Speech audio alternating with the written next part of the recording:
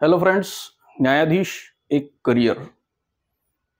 आता याचं preparation college लेवलपासूनच सुरू झालेलं आहे. एक काळ असा होता की ज्यांची प्रॅक्टिस चालत नाही ते न्यायाधीश व्हायचे असं म्हणतात. मी पण तसाच झालो होतो, माझे अनेक फ्रेंड्स पण तसे झालेले होते. पण आता या करिअरकडं खूप चांगलं करिअर म्हणून बघितलं जातं आणि खूप अर्ली प्रिपरेशन कॉलेजच्या लेवलपासून याचं सुरू झालेलं दिसतं. अर्ली प्रिपरेशन करायलाच पाहिजे, कारण परीक्षा या अचानक अनाऊन्स व्हायला लागलेल्या आहेत आता, आणि काही दिवसांच्या नोटीसवरच अनाऊन्स व्हायला लागलेले आहेत. त्यामुळे जो अर्ली प्रिपरेशन सुरू करेल तोच त्याचीच आत जाण्याची शक्यता जास्त आहे. पण अर्ली प्रिपरेशन जे करायला लागलेले आहेत किंवा करू इच्छितात, विशेषतः कॉलेजचे स्टुडंट लास्ट इयर आणि सेकंड लास्ट इयर, यांच्यामध्ये अवेअरनेस तर आहे, पण काही काही मिथ्स पण आहेत, काही काही गैरसमज पण आहेत.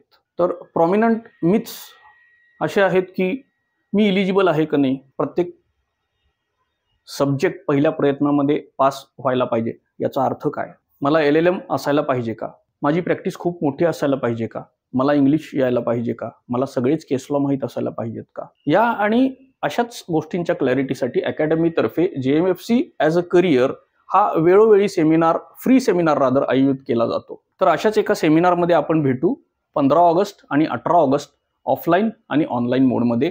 सगळी माहिती अकॅडमीच्या ॲपवर आपल्याला मिळेल आणि डिस्कस करू न्यायाधीश व्हायचं स्वप्न आपण कसं साकार करायचं आहे.